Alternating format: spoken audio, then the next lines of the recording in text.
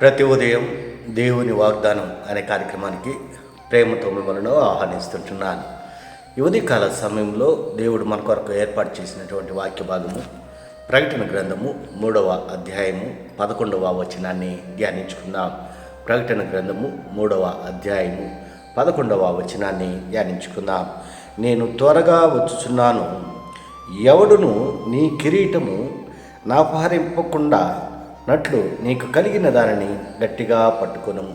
క్రీస్తునందు ప్రియమైన దేవుని బిడ్డలారా, ఈ ఉదయకాల సమయంలో పరిశుద్ధాత్మ దేవుడు మనకిస్తున్నటువంటి వాగ్దానము, నేను త్వరగా వచ్చుచున్నాను, ఎవడును నీ కిరీటము నపహరింపకుండునట్లు నీకు కలిగిన దానిని గట్టిగా పట్టుకొను. ఈ యొక్క వాగ్దానాన్ని దేవుడు మనకును మన కుటుంబాలకును ఆశీర్వాదకరంగాను దీవెనకరంగాను మార్చినగాక. ఈ యొక్క మాటల్లోనే ఆత్మీయ సత్యాలను, ఆత్మీయ అర్థాలను మనం గమనించినట్లయితే ప్రభువైన యేసుక్రీస్తు రెండవ రాకడ గురించి ఈ యొక్క మాటలు అర్థముగా ఉంటున్నాయి. నేను త్వరగా వచ్చుచున్నాను, ఈజ్ కమింగ్ సూన్. ఆయన త్వరగా వస్తూ ఉంటున్నాడు. మనకు కలిగినది ఏంటి? మనకు కలిగినది అనగా విశ్వాసము. ఆయన త్వరగా వస్తూ ఉంటున్నాడు. మనకున్నటువంటి విశ్వాసాన్ని బలపరుచుకొని, మన విశ్వాసాన్ని దృఢపరుచుకొని ఆయన కొరకు ఎదురు చూచేటువంటి వారిగా మనం ఉండాలి. మనకి ఏమైతే విశ్వాసం ఉంటున్నదో, ఆయన నమ్మి ఆయన బాప్తిసం తీసుకొని ఆయనలో, ఆయన రక్తంలోనూ ఆయన శరీరంలోనూ పాలిభాగస్తులుగా మనం ఉంటున్నాము. మరి అటువంటి వారిగా మనం ఉన్నప్పుడు ఆయన ఉన్నాడని, ఆయన మరి వస్తున్నాడని, ఆయన సజీవుడని, ఆయన జీవము కలిగినటువంటి వాడని, ఆయన సర్వశక్తి కలిగినటువంటి వాడని నమ్మి మనం జీవిస్తూ ఉన్నప్పుడు ఆ నమ్మకాన్ని, ఆ విశ్వాసాన్ని బలంగా మరి ఉంచుకోవాలని దేవుని యొక్క ఉద్దేశంగా ఉంటున్నది.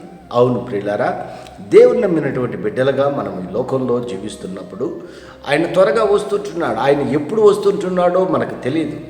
మరి బైబిల్లో అనేక సత్యాలు, ఆయన రెండవ రాకడ గురించి అనేక మంది ప్రవచనాలు చెప్పి ఉంటున్నారు.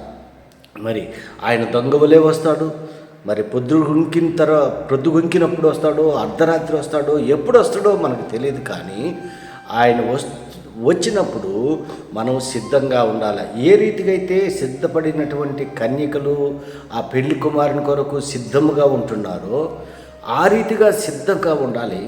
అదే రీతిగా మనకున్నటువంటి విశ్వాసాన్ని బలంగా పట్టుకొని బలంగా మరి నిలబడేటువంటి వారిగా మనం ఉండాలి.